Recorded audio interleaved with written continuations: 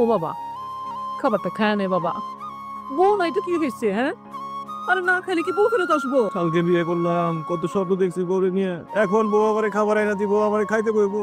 দাদা কইরে কিস্তুর বাচ্চা কিছুতে বউর সাথে গ্রাম বাড়ির সামনে নিয়ে যেতে হইলো। মা, এই কষ্টটারে তুমি কি হালকা কষ্ট মনে করতেছো? প্রশ্নই ওঠে না বাবা, এটা অনেক ভারী একটা কষ্ট। শুধু ভারী কষ্ট না, মনে হইতেছে একটা 10 ওজনের ঢাকার বস্তা আমার বুকের উপরে উঠে রয়েছে, দম বন্ধ হয়ে আসতেছে। পাইছো সেলিমের আব্বা?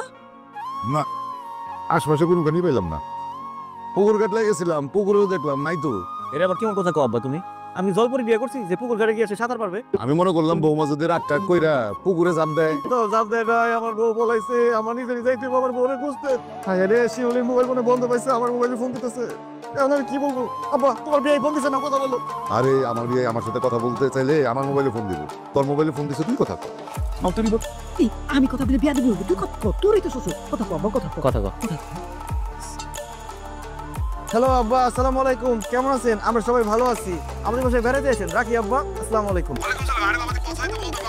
শিউলির ফোন বন্ধ। আমার মামনি কই? নাই নাই মানে?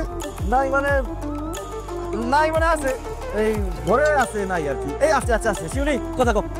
হ্যালো কি রে মা, তোর গলা যে মুসলিম দিতেছে কেন? আব্বা, ওই যে ও তো ফ্রিজের পানি খায় না, আমাদের বাসায় ফ্রিজ দেখে ইচ্ছা মতো পানি খেয়েছে, পানি খেতে গিয়ে গলা ভাঙিয়ে। ঠিক ঠিক। ও মা, তুই তো কখনো ফ্রিজের পানি খাস না, তুই শ্বশুর বাড়িতে গিয়ে ফ্রিজের পানি খালি?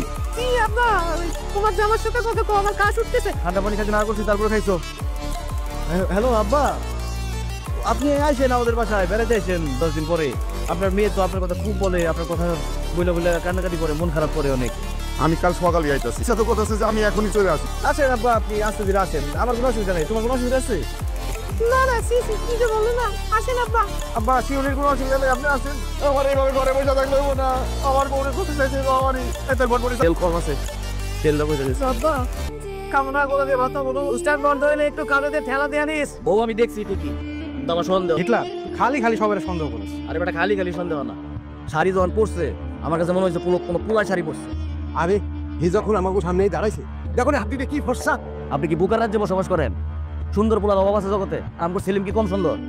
না হিটলার, তোর এই গপ্প মার্কেটে চলবো না। চলেন আপনারা। আচ্ছা খারা, আমি হিটলার তোকে সামনে কথা দিতেছি। সন্ধ্যার সময় সেলিমের বাইর যাবো, বাইর গিয়া প্রমাণ করবো যে সেলিমের বউ পালাইছে। যদি প্রমাণ করবার না পারি, তাহলে আমি তুরি আর শাড়ি পিনতে সারা বছর ঘুরবো, ঠিক আছে? এত করে যখন কইতেছে, ঠিক আছে সন্ধ্যার সময় আবার যাবো না, কি কও? ঠিক আছে, হ্যাঁ ঠিক আছে, গেলাম। সেলিমের ফ্যামিলি আমগুলো একটা দুন ফোন বুঝাইতেছে, এটা রহস্য বাইর করার লাগে। সেলিম তো চালাকি করতেছে।